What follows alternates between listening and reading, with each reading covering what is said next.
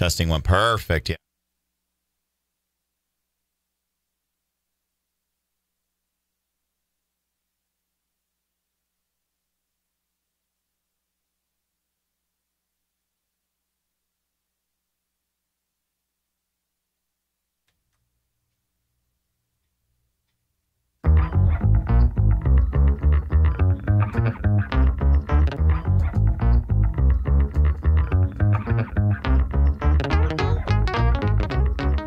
This is the John Meccico Show on Talk Radio 1680 KGED. Now, here is John Meccico. All right, guys, welcome to Talk Radio 1680, and I have a special. I shouldn't even say it's not special. Anyways, Guillermo and I are doing the show and enjoying the heck out of it. All right, hey, I want to talk about, by the way, there's Jairus' girl right there. Did you notice that? Oh, yeah, she can do no wrong, Tulsi Gabbard. I heard that phone call that you gave Jairus. That was pretty hysterical. That was funny yesterday. So listen, the Trudeau thing.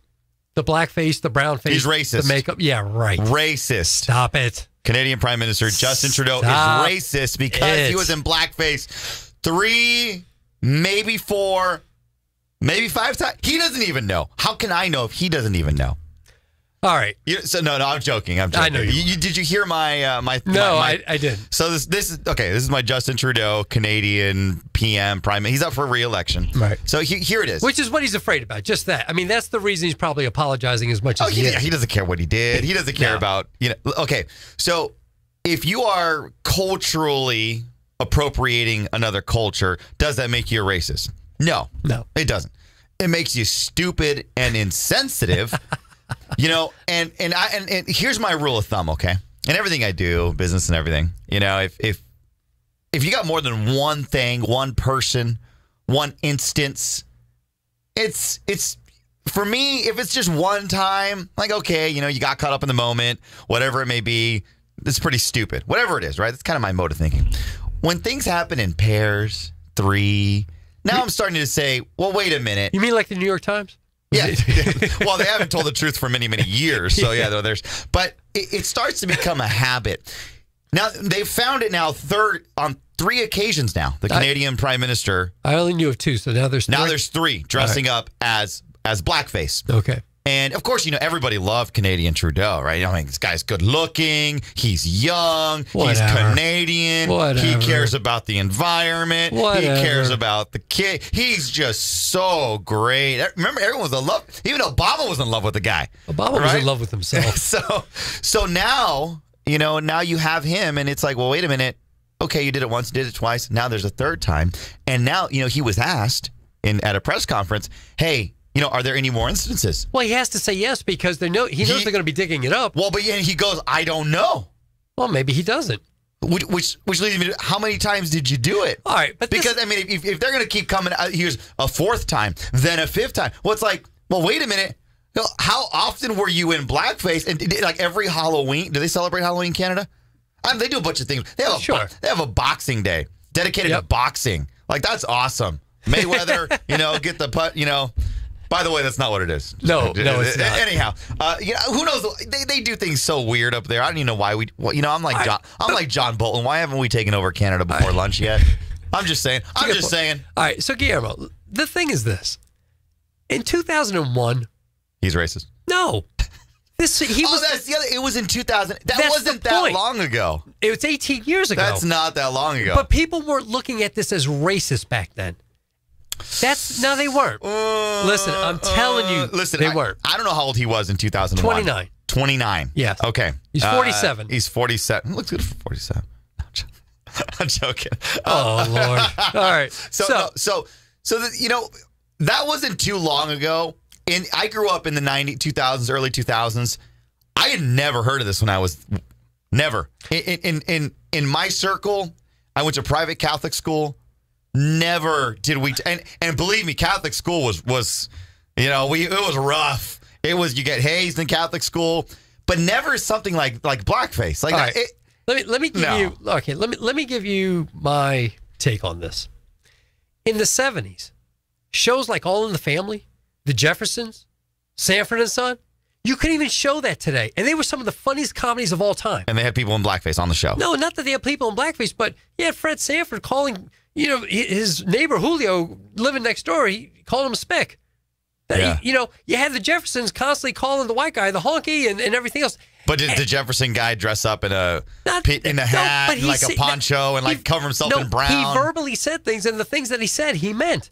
And Archie Bunker, my gosh. I mean, Archie was the man, but I mean, they couldn't handle it today. This is the other thing.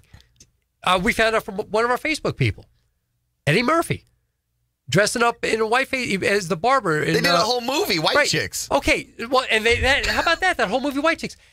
What I'm trying to say is back then, people weren't they weren't as politically sensitive as they are right now.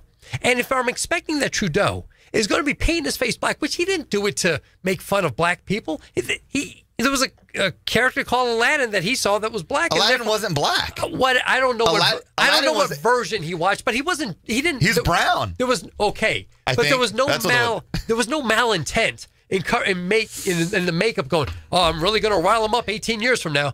No, there was none of that. You know what they're going to say about us 18 years from now, this generation? Man, the way you're wearing your pants near your knees. They're going to laugh at that. They're going to laugh at our music. They're going to laugh at everything that we do. They're going to laugh. You know what they're not going to laugh at? Maybe it's like abortion. You killed 60 million babies, really? I mean, there's a lot of stuff going on today that 20 years from now, they could be looking at you like, the heck was wrong with you guys? But the instances you gave, I mean, blackface, was that okay? I don't think that's been okay for... But people have been doing it for a long time. This isn't like something new. And nobody was looking at it as racist back then. But who was... You mentioned, basically sitcoms, right? But Woody, what was the movie with Richard Pryor and Gene Wilder? Silver Streak. They were painting their faces and I said, and Eddie Murphy, yeah, he had the shoe polish on his face. That's exactly right. And then he was trying to act like a black guy, right? He was trying to mimic him. It looked horrible. It was so funny because that's what made it funny. Or like we said, Eddie Murphy. That's pop culture. But I mean, people doing it. He's 29. 29. You know what right from wrong, and it's the 2000s. Wait a minute. This is way no. Halloween parties, it would happen all the time. Oh my! It would. What are you going as if you're dressing up as blackface? What are you going as? Suppose I want to go as Mr. Clean and I got to put all this white stuff on me. And some albino going to come over and go, dude, what have you done? I'm insulted. I mean, no, it's just, I'm not making fun of albinos. I'm just trying to dress up like Mr. Clean. Yeah, there's no malintent. Now, were these all Halloween parties? 3 Halloween parties. It was a party. He didn't just wake up. Probably. He went to 3, and every single time he decided to go to a party, he had to put on blackface. Whatever was popular in the day, but what I'm trying to say is I don't look at Trudeau as a guy that had all this malintent of going, man, I'm going to really get him upset 18 years from now. I mean, I don't think he had malintent, but I think it was stupid. But that's the point. It's insensitive as well. It wasn't insensitive back then. I think it was. In 2019, people think it is, but in 2001, it wasn't a big deal. It wasn't in the 90s or the 80s. It wasn't. And maybe it depends on where you grew up. I grew up in a neighborhood that was half black, half white. Here in the Central Valley, in 2001, I was my sophomore year going into my junior year of high school. All right. If I were to put black all over my face, in 2001, but what are you dressing as? No, but I'm obviously. You're wearing a costume. You're not just wearing your face black and going to school. You're wearing an Aladdin costume. You're not trying to portray yourself. This is what he says. I went as Aladdin, who's not even. No, the people in the picture, they had costumes on too. So let me give you a good example. So at the Catholic school I went to, San Joaquin Memorial here, private Catholic school, it was called Freshman Week. And they don't do it anymore. Get hazed? Hazing reasons. But when I went, they still had it, right? So a senior would get a freshman. And the whole goal was, you're a freshman, you kind of, you get to be with the senior. That's pretty cool, right? Well, until they dress you up. And I mean, you got to be like their slave for a day. You got to do whatever they want. You got to carry their books and everything. And during that whole time, I mean, and we're all adolescents, really, when they're young adults. I mean, I never remember them saying, okay, you're black today.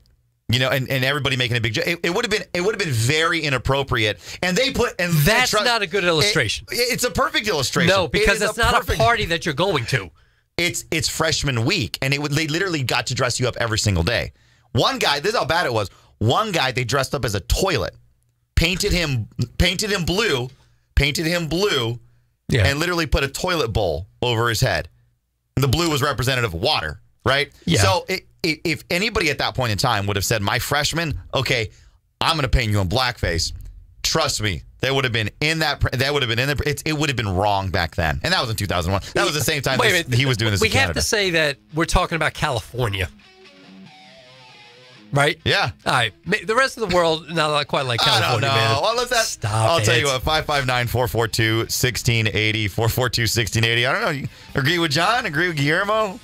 You know, help us settle this. It's not racist. We both agree with that. No. But I think there's a little bit more intent there. It's not just like, oh, I'm dressing up today. He had no idea that 18 years later this was going to be a mess. We'll be back.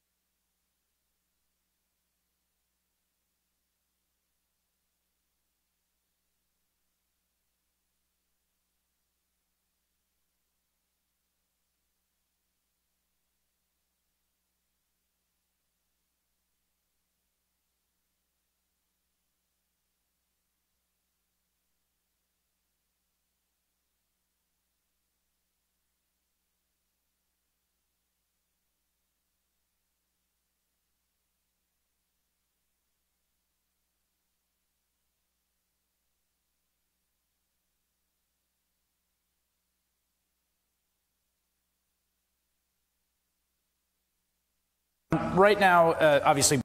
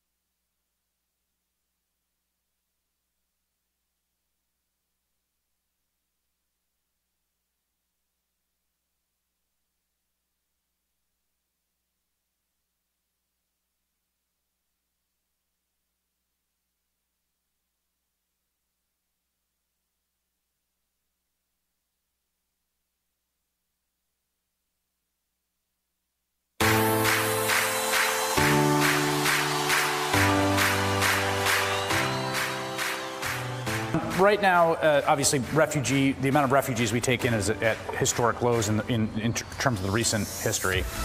And there's a lot of things that can be done in the executive in terms of asylum categories. Would you favor expanding the asylum categories, which are enumerated, right, to include a category for people that are specifically climate pushed out? Yeah, I think that is absolutely something that we have to look at, and I think I would be positively disposed to that. But it has to exist all over the world. What she raised is, it's not just people in Latin America who would gravitate to the United States. Sure. It is people all over the world. What the heck is going on here, dude? This is today. That's today. So let me. Jimmy Carter's right. We need an age restriction. let me set the scene here for you. 559-442-1680 if you think Canadian Trudeau was racist or not. You help us settle the score here in the studio. But I wanted to move on to Bernie Sanders. So MSNBC thought that CNN did such a great job with the 7-hour climate change marathon. Please tell me they're not going with 7 hours. I don't know how long they're going, but it's still going. It's still going. It was a fiasco with CNN. Why are they doing this? Yeah. So Bernie Sanders in that clip there said, someone asked a question about climate change refugees. Now, basically allowing someone to claim asylum, right? Because they're affected by climate change. So come here. Come to the United States because of climate change. Okay. And do we vet them? Do they have a job? Is it Medicare for all again? Forget that. What's the climate change emergency? Oh my gosh. Wait, hold on. Literally, what is the climate change emergency? Are they polar bears in Antarctica? Like, is ice melting? I did a story on that. The polar bears are increasing. Oh, okay. So it's not them. So it's not them. I don't know if so. I don't. Let me take a step back. What I think the Democrats are alluding to are individuals from like maybe the Bahamas, Puerto Rico, those countries that have been hit by like a natural disaster, right? But they're trying to say that that's because of climate change. So I think that's one part of it. The other part is I think they're trying to classify, the climate is so bad in Latin America because he talks about Latin America and other countries. This is another way to allow people to come through the South. The climate is so bad in Mexico, Guatemala, El Salvador, that there has to be a classification for climate change refugees. And Bernie Sanders, I would research it. I'm not going to be opposed. Climate change refugee. This is a crock. I just want to know. I'm sorry. This is ridiculous. I want to know where the climate is. And remember, because these are called climate injustices. So I want to know where Mother Nature is being unjust. Who's Mother Nature picking on? I want to know that. Well, they're going to tell you the Bahamas, right? Well, because of just what Texas right now.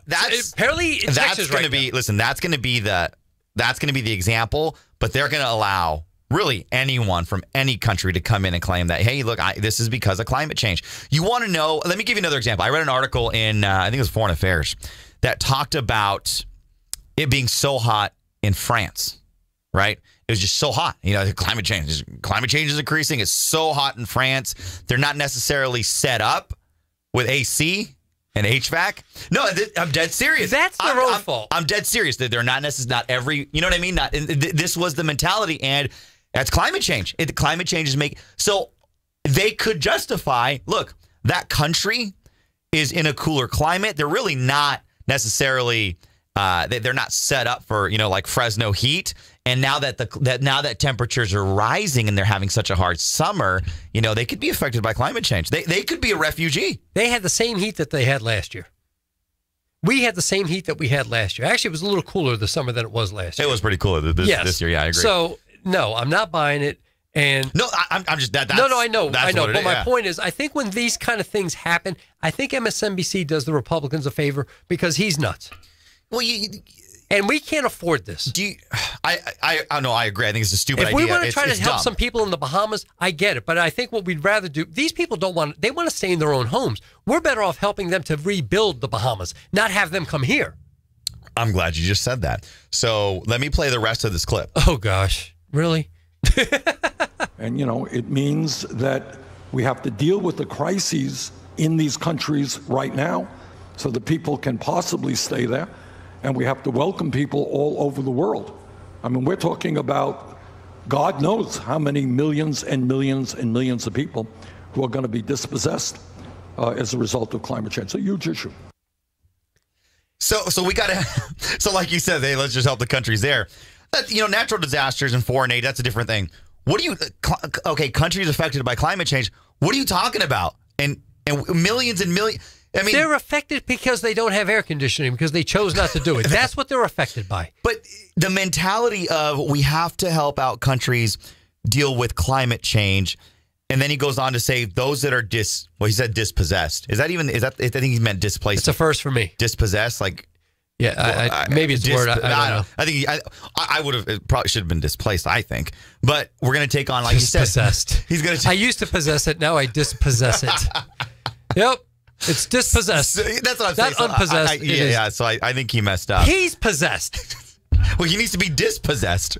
Yeah, he needs to be dispossessed. There we go. But think about what he just said. Millions and millions of people. We're putting up a wall so that millions and millions don't show up. Well, where do you put millions and millions of people? Exactly. Where are you going to put these people? And who is going to pay for all this? We're $22 trillion in debt. John, well, the Democrats say we got money. We don't have that kind of money. Their plan doesn't... We're the richest country in the world. Yes, and we spend like we're the richest country in the world. Look, I was looking at Warren's tax... See, Warren... She won't give up the tax plan because she refuses to say that the middle class is going to get taxed. So what does she do? I'm with Bernie. Because Bernie, he doesn't care. He just tells you the middle class is going to get taxed. And it's like Bernie gets to take the hit because she doesn't want to take the hit. But, their tax plan is, they're talking about $30 to $40 trillion right now. We've made $28 trillion in the last 10 years. And we can't do it mathematically. It just doesn't add up. I have no idea what he's just talking out. Like he didn't have time to think about this. Talking from where? Yeah, he's talking from one side of his body that he should be talking on. So no, the thing is this: the guy hit him with the question. He wasn't prepared for it. Well, this is where we're at, John. This is a climate change. They spoof up the title. It's a climate change discussion, climate town hall, climate forum, AKA socialism. Yeah, I don't care what you call it. You're right. It's the same thing. Yeah. Here's the problem with the 24-hour news cycle and the nonstop 2020 campaign. These candidates are asked a bajillion questions every single day. Each candidate wants to say yes to every single voter. So you've noticed this over the last couple of weeks. Some American socialists are pretty like, hey, are you going to allow this? And the candidate's like, if they agree with it and they got, yeah, of course. If they disagree with it, they say, yes, I want to discuss that, or I'm interested in looking into. You know what I mean? I don't think I've heard a candidate tell a voter, you know what? No, we're not going to do that. So that's the problem you're running into here is this lady asked, hey, climate change refugees. And Bernie, I got to come up with something. But he elaborated further and said millions of people. Bernie is sleep deprived. That's it. I'm blaming it on sleep deprivation because he's possessed. He's got to get depossessed. and he's got to get I don't know what he's got to get. He's got to get out of this campaign. They're really doing us a favor, like you said. They are. They are. Absolutely are. Andrew Yang, and we have this posted up on our Facebook at Talk Radio 1680 KGD. Andrew Yang was talking about Americans in 2050 not owning their cars. That's not going to happen by 2050. And I get where he's going because a lot of people are like, Guillermo, you're always misinterpreting what the left says.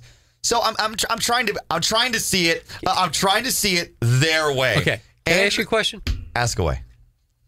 This high-speed train we're supposed to get. Oh yeah. Now it's saying San Jose. Do you think we'll have it by 2050? But they're gonna do all of America this way. It's not going to happen. Yeah, and we spent what $70? There's $77 billion floating around somewhere for this thing. So look, it's not going to happen. So high-speed rail works. Look, I'm in Jersey. It works in certain places of the country. First of all, the United States, we have land. All right, land we have. A lot of countries don't. We got a lot of land. Yes, we do. All right. We also have a different culture. Yes, we do. Parts of our country are dependent on the car. I mean, folks, just look at architecture. I took an architecture class when I was in college. It doesn't make me the expert. But America, we're reliable on the car. We're reliable on trucking. We're reliable. We're not a walkable country. No. We're just not. No. And it's not going to work here. But what Andrew Yang was saying at MSNBC's, I don't know, I think maybe they're like on the fourth hour of this junk. What he was saying is Americans aren't going to own their car because transportation is going to change so much.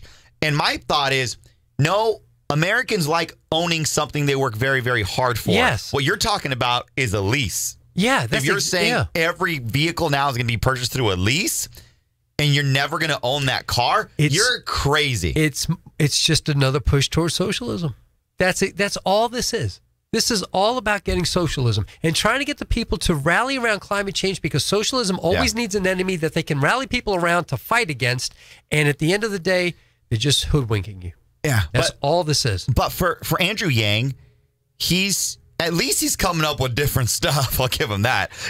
Listen, in this 24-hour election cycle, I want to hear some new stuff. And him saying that transportation is going to change actually got me thinking, because I was like, okay, what does transportation look to you in the future? You're a tech guy. He's got a lot of money. Andrew, yes, he's not a dumb guy. No. He knows his math.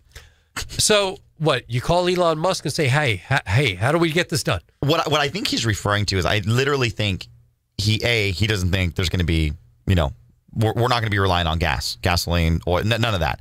I think he thinks that every car in the future is going to be either chargeable, solar. That's There's what he one believes. state that's set up for that, California. There's not another state in the country that is set up for it, and that's why a lot of car makers want to stop with the solar cars, because it's only working in California. If you go to other states around the country, they're not hooked up that there's someplace close that you can charge the car. Well, I think California's the only state that does that. I think he's banking on technology improving so much to where it's a minimal charge time. I get what they're trying to do. Yeah, but it's not doable, and it's not affordable. But he went in another. He didn't only say, look, no more gas. It's going to be kind of an electric car. But he said something more telling, in that we're not going to own it, which means wait a minute. So stay there. Who owns it if we're not going to own it? It's got to be either the auto car. It's got to be either Tesla is right. So I started thinking of the government. You think? Absolutely. You think? They would be that brazen? Then they have you. They're going to own it, and then you're forced to do what they tell you, because you have no ownership of anything. I don't. What I think it'll be like an Uber and a Lyft. Uber's done. No, it'll be like an Uber and a Lyft, where you just get the car for the day. Like you pay for it on an app, and you drive it around for the whole day. And you just never own it. So it's literally like, the scooters around, this is what I'm not saying that's what's going to happen. I think that's how they think. That's what they believe in. So what ends up happening, you have people in cities in New York, for instance, where everything is so close together, and the local market is just 10 steps away from your house, and everything is just right there. And to them, it makes sense. And to the rest of the country, where you have to drive a long, long way to get stuff, you're like, what are you, crazy? Yeah. Listen, tell some of our farmers here in the Central Valley they're going to have to give up their truck. Yeah, that's just not going to happen. No. Nope. We feed America, this county. That's right. Right? I mean, come on. All right, guys. Talk Radio 1680, KGED, 559-442-1680. We will be back shortly.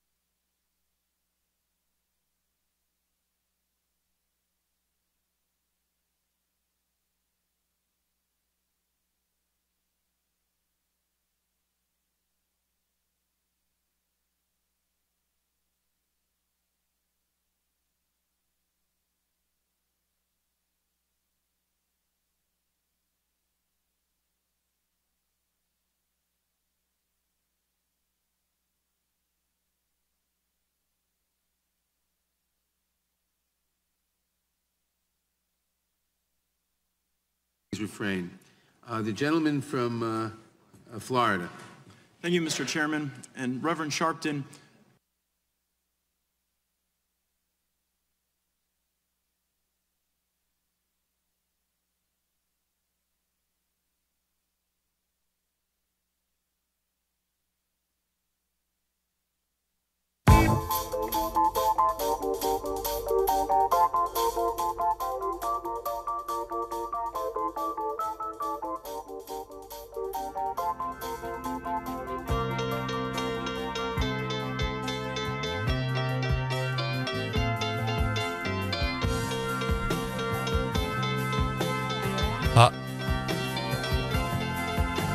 All right, listen to Talk Radio 1680. Guillermo Moreno. How's it going, John? This is fun. Arguing with you about Trudeau. I'm still right. I don't care what he says. Oh my God, he's not racist. He's just insensitive. No, he's not. But still. All right, let's play this clip here and see what we have. Al Sharpton. Is this going to work? Oops, wrong one. Yeah, there you go. Your current MSNBC co-worker, Joe Scarborough, is my former congressman. And when Joe Scarborough served in the Congress, he had quite a bit to say about your contribution to the national discussion. It was in the 106th Congress that Joe Scarborough filed House Concurrent Resolution 270 entitled Condemning the Racist and Anti-Semitic Views of the Reverend Al Sharpton. Mr. Scarborough's resolution began by saying, whereas the Reverend Al Sharpton has referred to members of the Jewish faith as blood-sucking Jews and Jew bastards. So my question to you is, does Mr. Scarborough's assertion that you said these things... Now listen to Al. Listen to Al Sharpton. They are patently untrue. I never said that. Okay. Can I finish my answer? No, it's actually my time, but you will be able to... I thought you raised a question. So the next question relates to Mr. Scarborough's second comment. He says, whereas the Reverend... Since aspersions were cast on the witness will be permitted to answer. No, I'm sorry, Mr. Chairman. Aspersions weren't cast. I asked the witness... You asked, was it true that I said that? I can't reclaim my time, Mr. Chairman. Witness, you will have your time. The witness will be permitted to answer. You asked me, was that true? And the answer is no, that was not true. And as you know, Mr. Scarborough and I work very closely together. He comes to National Network conventions. I think he's a great guy, and we do. So you have this hearing here, and what are the Democrats doing? Like, yesterday it was the day before yesterday it was Lewandowski. Now you bring Reverend Al Sharpton. Well, what makes me laugh is that they didn't want Lewandowski answering anything. Like Nadler, I mean, they wanted him to answer, but they were fighting back and forth, and now he's kind of like, Al, please answer whatever you want. And so there's more fireworks. So let's get back to the Here's Reverend Al Sharpton finally answering what Representative Gates basically called him out for being anti-Semitic. Each other's shows often. 30 seconds. Mr. Scarborough also said... Excuse me. The gentleman who's the timekeeper will add 30 seconds to Mr. Gates' time. Joe Scarborough then wrote, whereas the Reverend Al Sharpton has referred to members of the Jewish faith as white interlopers and diamond merchants. Have you ever referred to members of the Jewish faith as white interlopers or diamond merchants? No, sir. I referred to one in Harlem, an individual who I didn't even know was Jewish, as an interloper, and said I should never refer to his race. I said that I was against those that were using apartheid diamonds. And when I did a funeral in Crown Heights in '91, because we were boycotting Oppenheimer and those that were selling diamonds from apartheid South Africa. In the same sermon, I'm trying to now finish my answer, sir. Am I allowed to finish my answer? I'm allowed to reclaim my time. You asked a question, and I'm answering it. Yeah, I got a few more. And I have a few more answers. I can't wait. Well, apparently you do, because you don't want me to answer. No, I want to know. So since you raised it, let me finish. I also talked about people snatching pocketbooks that are in the... I'm not filibustering anything. I'm answering your question. Everyone will... All right. They accused Lewandowski of filibustering. This is clearly filibustering because Gates only has 5 minutes. So and Lord knows Al Sharpton could talk, right? Yeah, so he's going to use up all 5. Because he doesn't want him asking questions. He could have just said no. Because these are yes and no questions. I did a funeral back in 2001 and blah, blah, blah. Yeah, these are yes and no questions that he's not going to answer yes or no to. Yeah. And that's the bottom line. 559-442-1680. Let's go out to Sheila. She's on the Steve. Stephen. My bad. I cannot read upside down. I apologize. Stephen. Steve, how are you, buddy? How you doing? Good. How are you? Oh, I've been listening to you guys all day. All right. Well, thank you. We appreciate that. You started a little early on me, but I caught you. Yeah, on your climate, global warming stuff. Yeah. This whole thing is nothing but a big farce. Yes, I agree. All it is to control everybody on how they're going to live and what they're going to live with. It's part of Agenda 21. And there's been, I believe, 25 governors, and I think the majority, I'm going to say 8 out of 10 of them are Democrats, that they all decided they were going to enter in the United States Climate Alliance. Okay, this Climate Alliance is the replacement for the Paris Climate Treaty that we never actually were in, we're not going to be put in. And what they're doing is these governors are following the very principles from that Paris Climate Treaty. Mm-hmm. That's true. That's very true. It's very true. So, and they're all in violation of Article 1, Section 10.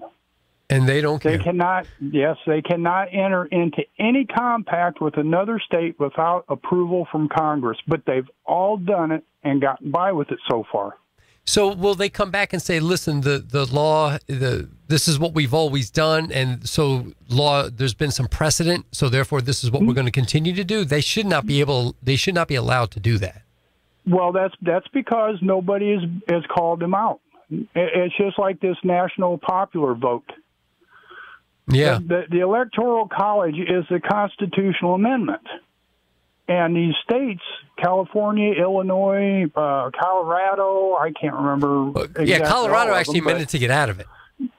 They entered into a national popular vote, which means that whoever wins the national popular by population, by voters, will get all the Electoral College. Yeah. Hey, you Stephen, can't do that. Did that go through? No, it did go through. I haven't caught up on that. They don't have the 270 votes yet. And I think Colorado's actually trying to get, they bought into it, and I think they're now trying to get out of it from what I've read. Well, that's very well true, yeah. You know. Yeah, Stephen. But the whole thing of this climate change stuff, and I just got done debating the Sierra Club and the National Respiratory Defense Fund, all this. These people want it their way. Of course. It's you were talking about, that there might be a place for the electric cars and such and everything. And I'm good with that if that's how they're going to proceed with this, but they're not going to proceed with it. They want to go with the Agenda 21 Paris Climate Treaty from the United Nations. And that means true.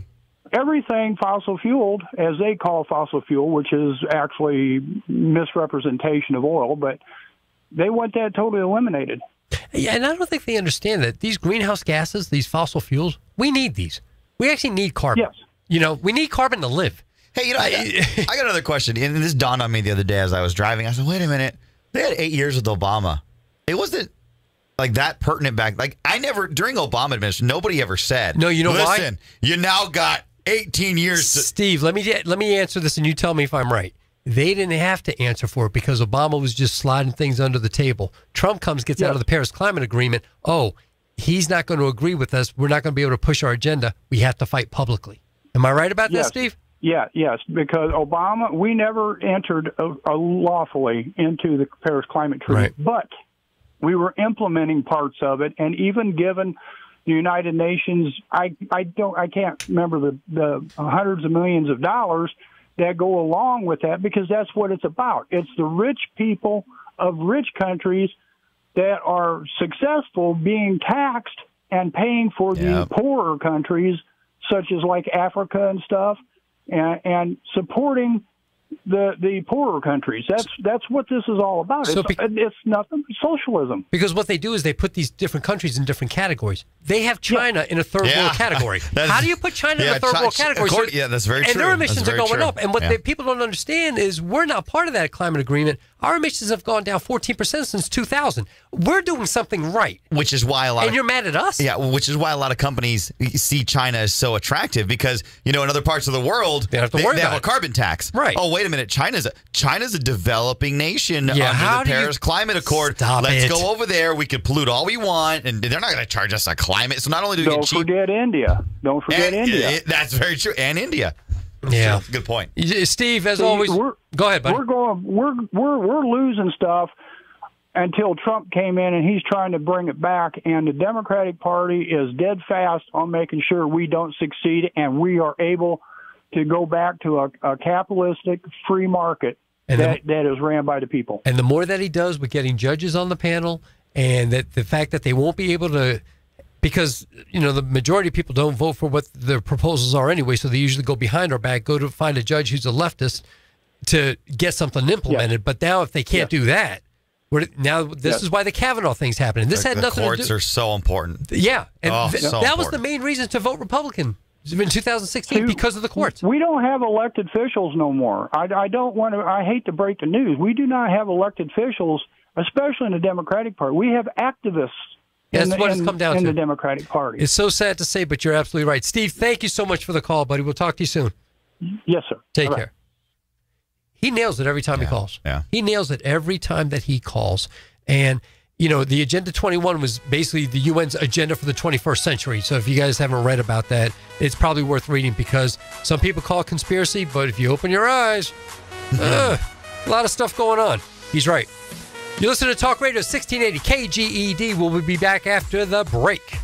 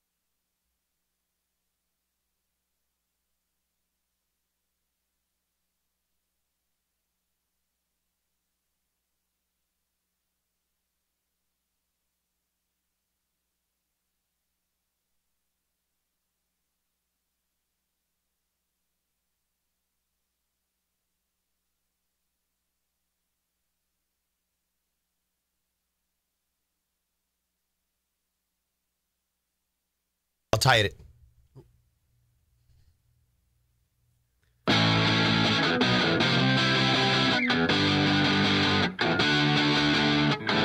Welcome back to Talk Radio 1680 KGED.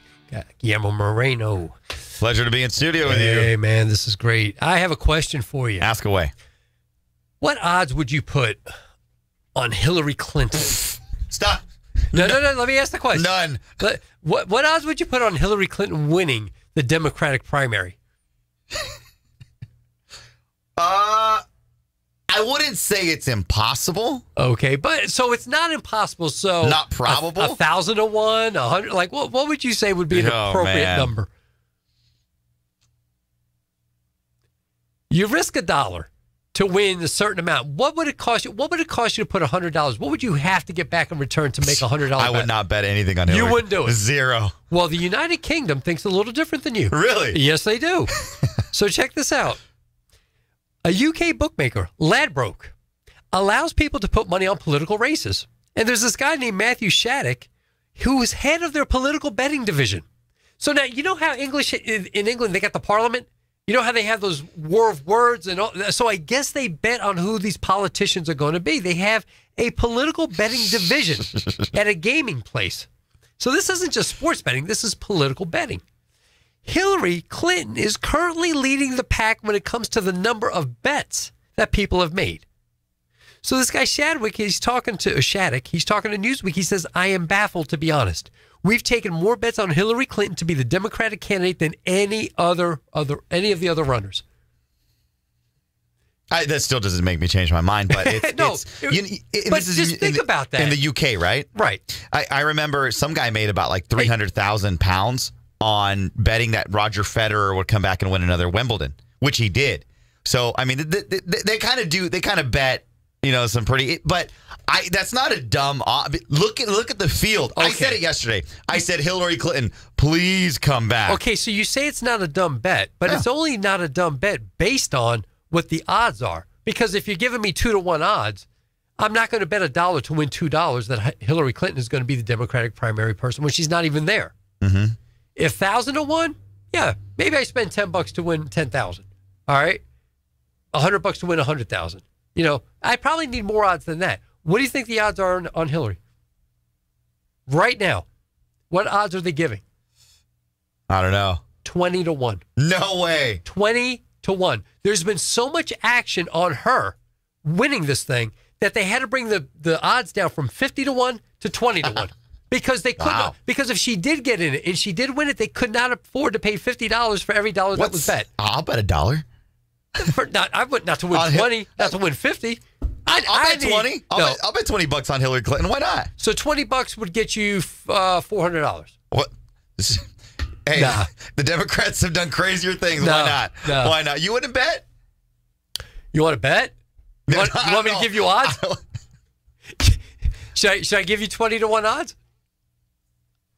All right, right now. I'll do 20. Are we allowed to do this on the air? Probably not. No. All right. We'll do it with dividend dollars. This is just for entertainment purposes only, okay? This is not real. Let's not get in trouble here now. All right, so check it out. Elizabeth Warren is the front runner. She's got 3 to 2 odds. So the UK thinks pretty highly of her. Joe Biden is the front runner or win the whole thing? The front runner right now, the favorite. Nah, they're wrong. That's what they're saying. The favorite, she's 3 to 2. Joe Biden, for every $2 you win 5.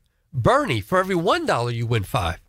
Andrew Yang, Kamala Harris, Pete Buttigieg, they're all 16 to 1. The others aren't even in the field. Well, if they are, the odds are much longer. So this guy Shattuck, he ends up saying, if Hillary Clinton gets in this thing and wins this thing, our bookmaking business is going to take a beating. Honestly.